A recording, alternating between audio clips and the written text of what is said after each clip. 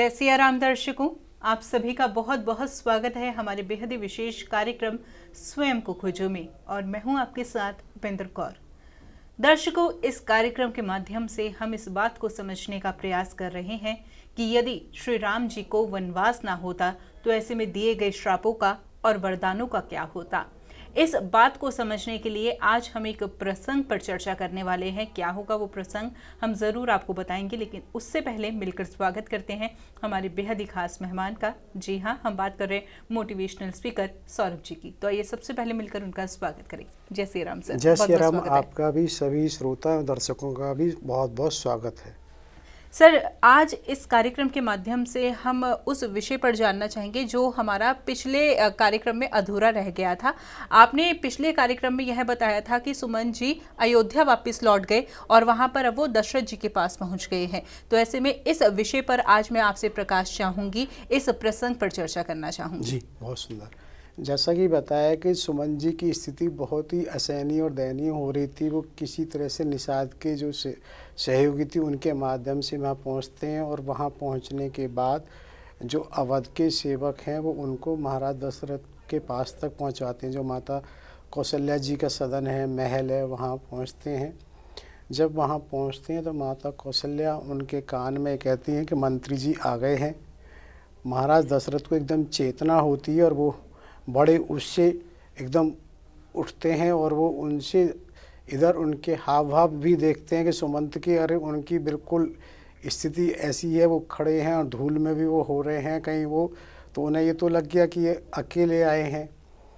फिर भी वो उनसे राम के बारे में पूछते हैं कि भी राम वहाँ जैसे गए तो उनको कैसे क्या किया, उनकी वो जानकारी चाहते हैं। क्योंकि उन्हें क्या लगता है कि कहाँ तो वो महलों में रहते थे, रथ उनके साथ थे, सेवक उनके साथ हैं, कहाँ अब वो बिल्कुल पैदल यात्रा वहाँ कर रहे होंगे। कहाँ महलों में उनको इतने स्वादिष्ट भोजन मिला करते थे, वहाँ किस तरह से वो निर्वाह कर रहे होंगे। यहाँ वहाँ वन में तो बहुत सारे इस तरह के जीव जंतु भी होंगे। तो इस तरह के बहुत अनेक प्रश्न करते हैं, कैसे क्या रहते होंगे। तो मंत्री सुमंत्र जी उनसे इसको वर्णन करते हैं, उन्हें बताते हैं कि किस किस तरह से उन्होंने क्या किया कि वो वहाँ गए। उन्होंने बताया निषाद राज के पास वो रुके थे, उन्होंने बट के दूध से इस तरह जटाएँ बनाई हैं। उन्होंने बताया कि उन्होंने किस तरह, क्योंकि उस समय ये भी आता है कि उन्होंने जट्टा जो बनाने के बाद इस तरह से कुछ लपेट ली, जैसे कभी कभी बाल कृष्ण का रूप आता है ना, जिसमें एक वो आगे जोड़ा सा बना लेते हैं, वो मुकुट का रूप धारण कर लिया है, तो वो इस तरह से बताते हैं।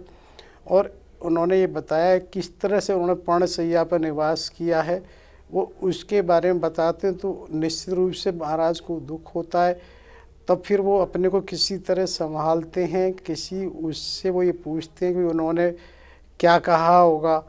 तो उनके बारे में जब वो कहते हैं कि भगवान राम ने कहा है कि जो इस तरह से मेरे जो पिता देवतुल्य हैं उनको मेरा दोनों चरण पकड़ के मेरी तरफ से दंडवत प्रणाम करिएगा और महाराज से कहिए कि वो बिल्कुल चिंता ना करें, कहीं कोई वो नहीं है, अपना ध्यान रखें। इस तरह से साथ ही माता कौशल्या को भी उन्होंने कहा कि मेरा प्रणाम कहना, और उनसे कहा है कि वो अपने जो भी धर्म और उसमें चलती रहे, मैं भी यहाँ धर्म के रूप से ही रह रहा हूँ।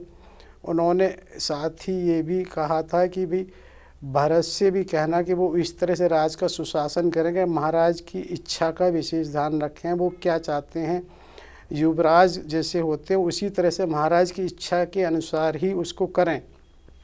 उसी उनको भरत को भी कहा वो सबका ध्यान रखें, सभी माताओं के लिए ध्यान रखने के लिए कहते हैं। उसी में जब ये बहुत कहते हैं कि भी फिर लक्ष्मण ने भी तो कुछ कहा होगा, तो अब यहाँ बात ये आती है लक्ष्मण ने वहाँ कहा है, लेकिन वो उनको ज़्यादा कुछ नहीं कहते, बस ये कहते हैं कि उन्होंने कहा बहुत कुछ है, लेकिन भगवान राम ने मना कर दिया कि ना कहा जाए। वो कहते नहीं तुम कहो, अब कोई चीज़ ऐसी है ही नहीं, मुझे ये तो लगे, तो वो वहाँ बताते हैं। तो यहाँ एक प्रश्न ये होता है कि देखिए कहाँ तो ये बात उस समय हुई है जब निषाद राज के बाद वो विदा हो रहे हैं, तब लक्ष्मण जी ने कहा है। और कहाँ हमने जब पहले चर्चा की थी लक्ष्मण गीता की, तो जब लक्ष्मण गीता में क्या है, लक्ष्मण जी ही खुद इस बात को निषाद से कहते हैं, कोई न काउ सुख दुख कर गाता, निज कृत कर्म भोग सब भ्राता। तो अब बात क्या हो रही है कि इसमें मुझे लगता है कि वहाँ निषाद राज उन्हें लगा कि एक तरह से बाहर के हैं, तो वो घर की चीज़ को उस तरह से, अब क्या होती है कि यहाँ चीज़ फिर घर की आ जाती है। तो क्या होता है ना, जैसे अपना, तो अभी जैसे कहा ना कि पहले भी हमने उस समय प्रेम की बात कही, तो ये प्रेम बड़ी अजीब चीज़ है, उसको समझ ही नहीं आता कि कौन क्या है। अब क्योंकि वो बाहरी व्यक्ति घर में आ रहा है तो हम वहाँ ज्ञान की बात कर रहे हैं, लेकिन दोबारा से जब ये लगा कि अब सुमन भी के माध्यम से हमें कुछ संदेश, तो फिर हम दोबारा से आ गए कि आखिर क्यों भगवान को, राम को क्या भाई दोष था, उन्हें वनगमन दिया गया, कुछ बहुत सी बातें इस तरह से वो कहते हैं। तो लक्ष्मण जी के स्वभाव को भी देख विचित्र सी नज़र आती है कि कहाँ निषाद से इस तरह की बात हो रही होती है, जिसको मानस जी में लक्ष्मण गीता कहा जाता है, कहाँ इस तरह से फिर वो कहते हैं। तो फिर वो कहते हैं भी सीता ने भी, तो उन्होंने कहा, उन्होंने कोई विशेष नहीं कहा, लेकिन उन्होंने यही कहा कि महाराज अपने सासू मेरी तरफ से दंड प्रणाम किएगा और उनसे कहिए मेरी तरफ से कोई संकोच ना करें, मैं यहाँ स्वाभाविक ही सुखी हूँ, कहीं मुझे किसी तरह की कोई दिक्कत नहीं है, मेरी तरफ से कहीं वो ये ना करें। तो उसमें जब वो कह रहे होते हैं तो फिर महारानी कौशल्या वहाँ होती हैं, जब कौशल्या वहाँ होती हैं तो अब उन्हें भी समझ में आ गया कि वो नहीं लौटे, तो एक बार उसका ये प्रभाव पड़ता है कि वो भी एक थोड़ी आक्रोश से में आ जाती है, या थोड़ा ये कहें कि एक बार व्याकुल हो जाती है कि नहीं अब मुझे भी तुम ले चलो मंत्री और मुझे वहीं छोड़ाओ, क्योंकि मेरा भी अब क्या है, अब एक तरह से ये निश्चित हो गया वो नहीं आए हैं, नहीं आएंगे। तो सुमन जी उन्हें सांत्वना देते, नहीं नहीं महारानी, महाराज को भी आपकी ज़रूरत है और अब आपका स्वास्थ्य भी इस योग्य नहीं है कि आप वहाँ जाके वहाँ रह सकें, कर सकें, किसी तरह वो उन्हें समझाते हैं। तो एक बार थोड़ा सा माता कौशल्या फिर दोबारा से महाराज दशरथ जी से भी कुछ इस तरह से उल्हाने से देती हैं, लेकिन जैसे ही फिर उन्हें चेत होता है, क्योंकि महाराज दशरथ उनसे कहते हैं महारानी मेरी गलती क्षमा करो, तो तुरंत उन्हें लगता है अरे नहीं नहीं नहीं ऐसे कैसे हो सकता है। तो तुरंत फिर वो अपना एकदम चेतनता आती है और वो महाराज से क्षमा मांगते, कहते हैं नहीं ये मेरी गलती हो गई और ऐसा नहीं है, आप ऐसा कैसे कर सकते हो। तो वहाँ फिर महाराज व्याकुल हो जाते हैं और उन्हें उस समय ये भी लगता है कि कहना चाहिए कई बार घटना घटित होने के बाद बहुत सारे विचार आते हैं। तब वहाँ पर महाराज दशरथ का विचार आया कि भाई मैंने क्यों ना उस समय एक राजसभा बुला के सबकी सलाह ली होती और मैंने ये किया होता तो फिर कोई ना कोई रास्ता निकलता।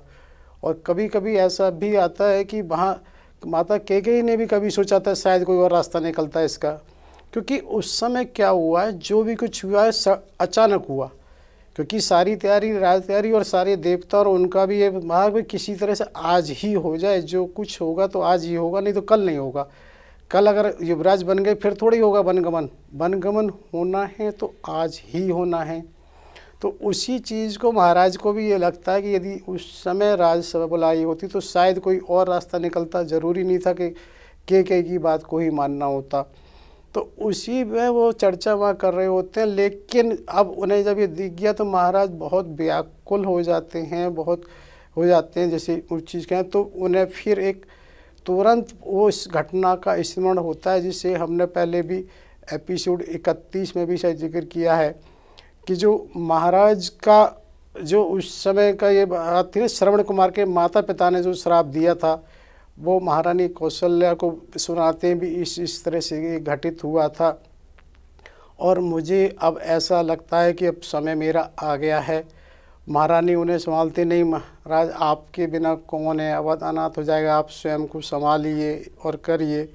इस तरह से वो चल रहा होता है और ये बात आती है कि महाराज उसको करते करते एक तरह से उनका वो हो जाता है, देह त्याग हो जाता है।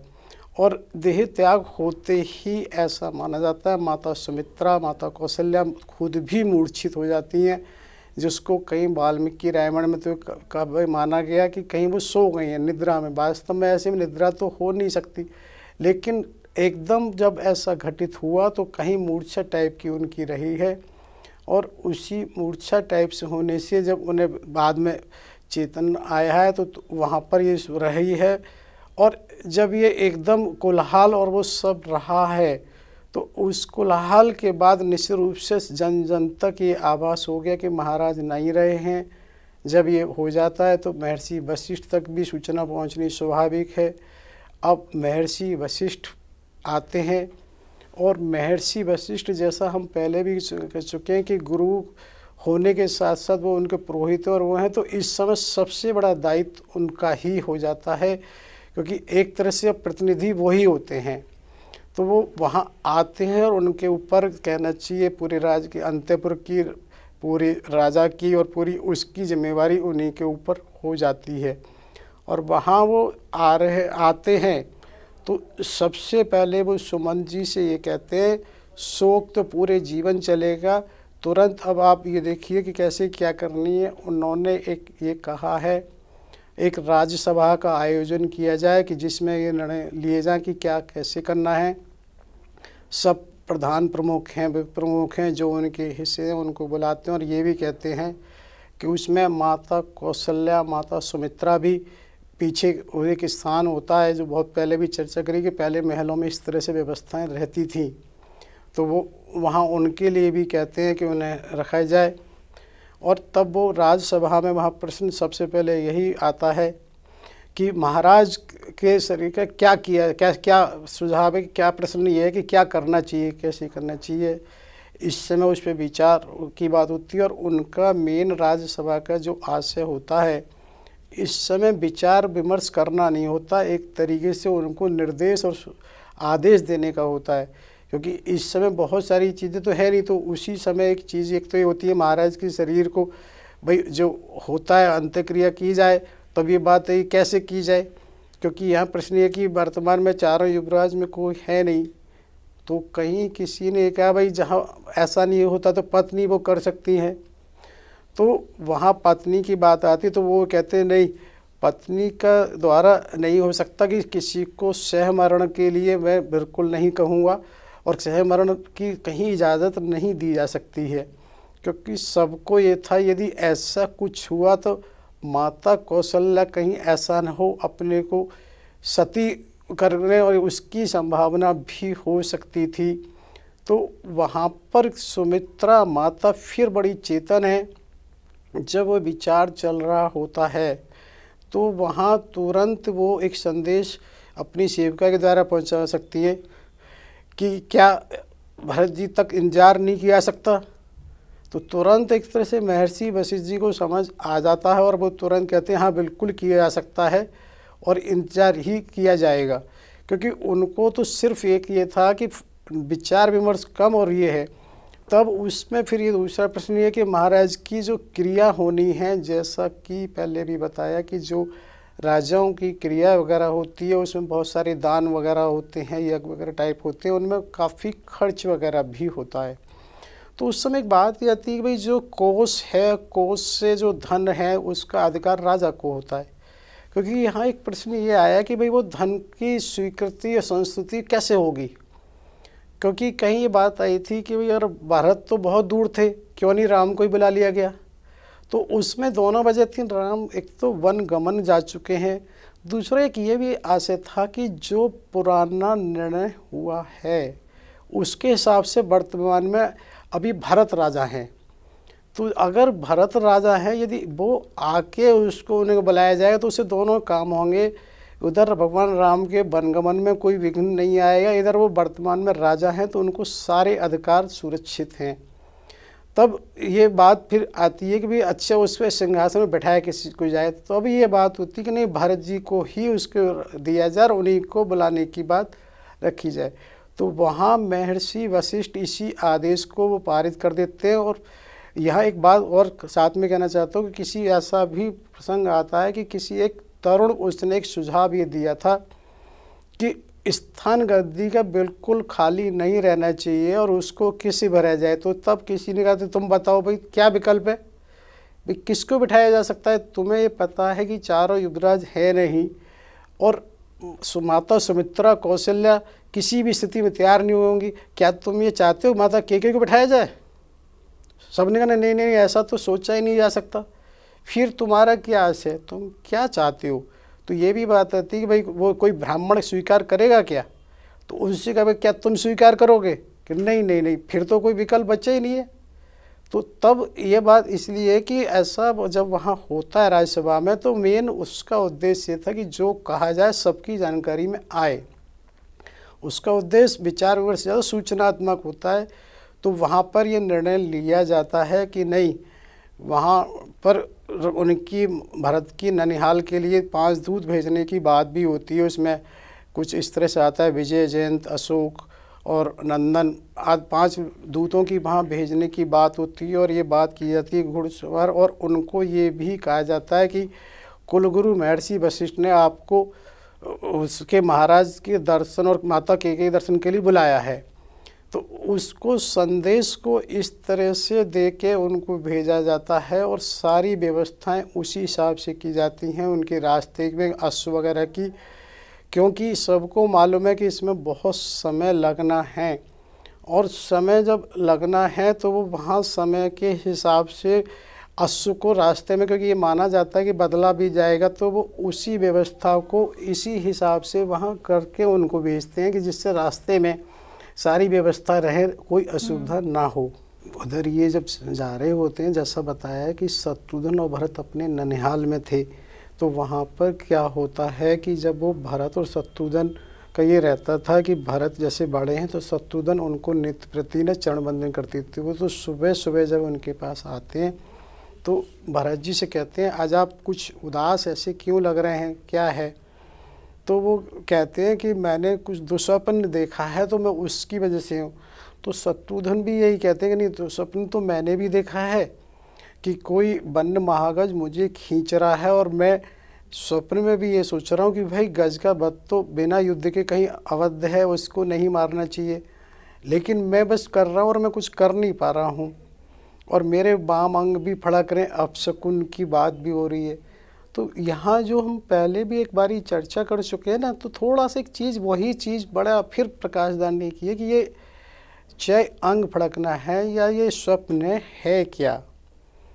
क्योंकि आखिर स्वप्न को ये कहा जाता है कि कुछ न कुछ वो आपको संकेत दे रहा है कि जो घटित हो चुका है या घट सकता है, और तो वो क्या है। और इसको ऐसे एक घटना से समझने की कोशिश करते हैं, क्योंकि लगभग 120 वर्ष पुरानी घटना है अमेरिका की, कि वहाँ अब्राहम लिंकन का हत्या हुई थी 14 अप्रैल 1865 को। तो ये बात हम विशेष रूप से इसलिए करना चाह रहे हैं क्योंकि अमेरिका बहुत विकसित राष्ट्र है, और ये माना जाता है तकनीकी भी आज बहुत विकसित हो चुकी है। लेकिन ये बात विचार करने की इसलिए है कि जब ये विकसित हो चुकी है तो क्या ये वास्तव में वहाँ के रिकॉर्ड में है कि उनकी हत्या हुई थी? और हत्या हुई थी तो इसमें सबसे महत्वपूर्ण ये है कि उनको 3 दिन पहले ही स्वप्न में सब कुछ दिखाई दिया। उन्होंने अपनी पत्नी से ये कहा था इस तरह के इस वाले हॉल में, और इन व्यक्तियों के साथ इस तरह से मेरी हत्या हो गई है। तो उन्होंने ये देखा है, तो जैसा एक स्वाभाविक है कि सबको कहना नहीं ऐसा कुछ नहीं होगा, तो उसको आदमी को भुलाने हो। लेकिन अब प्रश्न इस बात का है कि स्वप्न, क्योंकि राष्ट्रपति थे, अब्राहम लिंकन थे, तो उन्होंने स्वप्न देखा तो वो कोई ऐसे जनमानस नहीं थे जिसे कहा जाए, तो वो स्वप्न आया क्यों? और उन्होंने जब देखा तो क्या इस पे आज विज्ञान कुछ कहेगा? क्योंकि ये बात इसलिए विशेष कही जा रही है कि जब देखिए कि राष्ट्रपति एक साधारण व्यक्ति नहीं होते, और उसने बड़े राज किए थे, और ये बात इसलिए यदि वहाँ के रिकॉर्ड में है तो ये आवश्यकता है कि आखिर वो क्या है सिस्टम, क्योंकि वो सिस्टम से ही स्वप्न है और उसी सिस्टम से सुकून है, जिसे कहते हैं ना कि भी सगुन और अपशकुन हो रहे हैं। तो वो कहीं ना कहीं एक व्यवस्था इस तरह की लगती है कि जो भी कुछ हो रहा है वो कहीं ना कहीं एक रिकॉर्ड हो रहा है। अर्थात जिस तरह से उनकी हत्या हुई तो किन व्यक्तियों को जिनको डेप्यूट किया गया, जिनके मन में विचार आया, तो उन्होंने निश्चित रूप से कहीं ना कहीं आपस में चर्चा की। और जैसा कि हमारा मानना है कि विज्ञान भी ये कहता है और ज्ञान भी ये कहता है कि जो शब्द है वो ब्रह्म है, शब्द की कहीं मृत्यु नहीं थी, वो हवा में कहीं ना कहीं रहते हैं।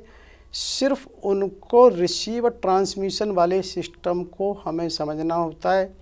जैसे हम ये मान सकते हैं वर्तमान में, क्योंकि आज अरबों की संख्या में लोग मोबाइल यूज कर रहे हैं, लेकिन मोबाइल की मैकेनिज्म क्या है कि एक व्यक्ति जब फ़ोन डायल करता है और व्यक्ति जब वो एक तरफ से बोलता है दूसरी तरफ से सुनता है, तो उसमें हो क्या रहा है, कन्वर्जन ऑफ साउंड हो रहा है कि जो व्यक्ति बोल रहा है उसने जो आवाज़ है उसकी कन्वर्ट इलेक्ट्रॉनिक वेव्स में होके वहाँ पहुँचती है और वहाँ से फिर वो साउंड वेव में कन्वर्ट होकर उसको सुनाई देती है। इसी तरह जब वो बोला तो साउंड वेव इलेक्ट्रॉनिक में कन्वर्ट होके आई और वो ऐसे सुनाई दी। तो प्रश्न इस बात का है कि यानी कि जब हम इस चीज़ को अरबों की संख्या में बराबर ये देखते हैं कि वो सिस्टम काम करता है, तो सिर्फ और सिर्फ बात रहती है जो सिस्टम है वो जिस सिस्टम से चल रहा है वो ऊर्जा से।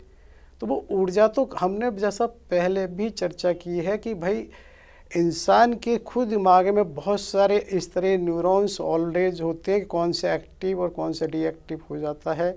ऊर्जा से ही सब कुछ चलता है और ऊर्जा तो हमेशा रहती है, और जिससे ये माना जाता है कि ऊर्जा की दो ही सब कहते हैं, neither can be create nor can be destroy, all are the conversion of energy.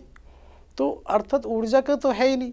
तो यानी कि जो कुछ घट रहा होता है, जो शब्द हैं वो ऑलरेडी कहीं ना कहीं ब्रह्मांड में होते हैं, सिर्फ अंतर इतना होता है कि कौन उनको कैसे कितना पकड़ पाता है। क्योंकि होता क्या है कि अब वो कहीं जो उन्होंने हत्या की थी तो वो घटना तो घटित होने से पहले चर्चा हुई तो वो सिर्फ उन तक पहुंचने वाली बात समझना रहता है कि भाई कैसे पहुंची, और ये वाक़ायदा उसी तरह से घटना घटी है अब्राहम लिंकन के साथ उसी समय। तो उसको ये सिर्फ इसलिए जोड़ा गया कि वैसे अगर हम बात करेंगे तो ये सब कहते हैं दकियानूसी और उसकी बातें हैं, क्योंकि अमेरिका के रिकॉर्ड में आज भी वहाँ ये सब चीज़ें हैं। अगर हम गूगल करके देखते हैं तो वहाँ भी सब चीज़ें आती हैं। सिर्फ अंतर हो सकता है थोड़े फैक्ट्स का कि किसी ने कह दिया कि इस रूम में इस थिएटर में हुआ, पिक्चर देखते हुए हुआ, कोई कुछ कह सकता है, लेकिन ऐसा हुआ। स्वप्न की बात और हत्या दोनों प्रमाणित हैं। तो अब उसी तरह से बात हम भरत जी के स्वप्न की कर रहे थे कि वहाँ शत्रुघ्न ने भी स्वप्न देखा है और भरत ने भी देखा है। तो उनके स्वप्न की जब वो आपस में चर्चा कर रहे होते हैं तब ये कहते हैं कि भाई बात आप कह रहे हो लेकिन इसमें क्या करना चाहिए। तो वो मातुल कहते हैं, एक तरह से मामा को उस समय मातुल कहा जाता होगा कि क्या मातुल से कोई चर्चा की जाए युधाजीत जी से, क्योंकि प्राय वैसे वो उनके पूरा समय साथ में ही रहते थे। और ये माना जाता है केवल शयन और उसके दैनिक कार्य वगैरह की बात है, लेकिन उन्होंने नहीं, उनको परेशान करने से कोई फ़ायदा नहीं है, क्योंकि अगर करेंगे तो उससे कहीं ना कहीं वो प्रभावित होंगे। तभी वो कहते हैं लेकिन ऐसा नहीं है, मातुल भी खुद इससे अंदाज़ा लगा लेंगे कि कहाँ क्या हुआ है, क्या हो रहा है, जब उसको देखेंगे। तो ऐसा होता भी है, जब बताते युधाजीत उनको आते हैं तो उनके पास आके तुरंत पूछते हैं भाई आज क्या बात है, आज आप ऐसे क्यों लग रहे हैं। तो तब उनसे पहले तो कहा जाता नहीं, फिर वो बताते ऐसे ऐसे है। अच्छा, तो वो क्या करते हैं, बोले जैसा होता है कि हमारे यहाँ वर्तमान में कोई भी समस्या है तो उनसे जो उनके गुरु हैं उनसे वो विचार किया जाता है और वो उनसे बुलाया जाता है स्वप्न के बारे में। तो होता ये है कि वो वहाँ भी जब आते हैं तो वो भी वहाँ इस तरह से गोलमोल ही करते हैं कि वो ये ना तो ये कहते हैं कि कुछ नहीं है और ऐसा है, लेकिन वो ये भी इशारा करते हैं कि भाई ठीक है यज्ञ वगैरह और उसको हवन किए जाते हैं, लेकिन ऐसा नहीं होता कि वो किसी स्थिति को, किसी व्यवस्था को टाल दें। जो घटना घटित होनी होती है वो तो घटती है, और ऐसा भी नहीं कहते कि इनका कोई प्रभाव नहीं होता। उनका ये इशारा होता है सिर्फ ये हम जो कुछ करते हैं उससे ये होता है कि एक तरह से हमारी क्षमताएं विकसित हो जाती हैं।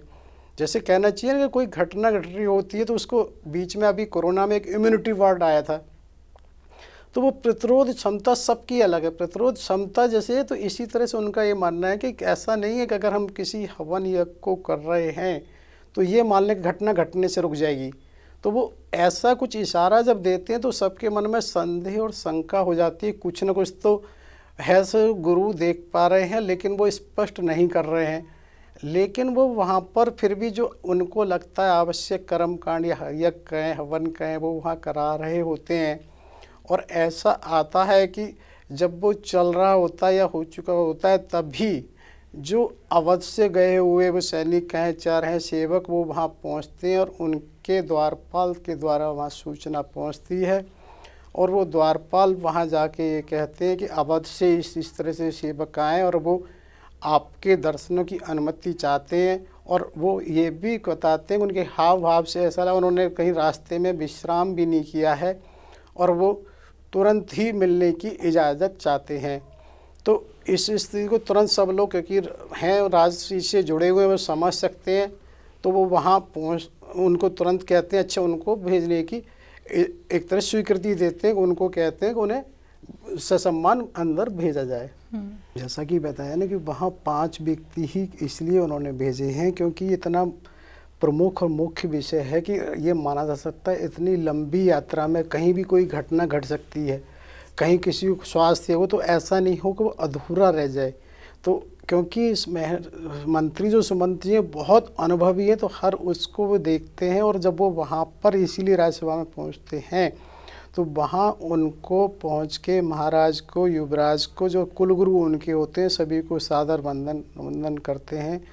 और वहाँ वो ये भी माना जाता है कि जो अवध से उनके लिए भेंट सामग्री वो लाए हैं होते हैं, वो वहाँ भी देते हैं, क्योंकि ये इसलिए भेंट सामग्री हुई कि उनका ये प्रयास था इस घटना को एक तरह से उजागर ना हो, वो कुछ उसको एक सूक्ष्म संदेश पहुँचे लेकिन व्याकुलता ना हो। तो वो सामान्य प्रक्रिया बनाने के लिए उन्होंने कुछ उपहार स्वरूप भी दिए हैं जो वहाँ वो रखते हैं। और वहाँ जब वो रखते हैं तब इस बात को कहते हैं, महर्षि वशिष्ठ का ये आदेश है कि वो सीधे पहुँचें। तो वो तुरंत इस बात को ये समझ जाते हैं कुछ तो है, क्योंकि महर्षि गुरु का है और इन्होंने ना तो राजा का है, ना दशरथ जी का है, ना कुछ का है। तो उस समय वो समझ रहे होते हैं, तो वो कुछ ये अच्छा पत्र है नहीं, क्योंकि जैसा हमने पूर्व के उसमें किया है कि पत्र में कई चीज़ें ऐसी होती हैं कि जो पत्र को लपेटा जाता है उसके धागे के रंग से, धागे के उससे कि क्या बार संबोधन से, जैसे कितनी बार श्री का संबोधन है, तो वो नहीं होने से उनको ये लगता है कुछ तो है। अब तो वो उनसे बस ये, क्योंकि उन्हें लगता है कि एक सीमा है, उन्होंने पूछा कि वो पुत्री तो ठीक है कैकेयी, वो हाँ वो स्वस्थ हैं।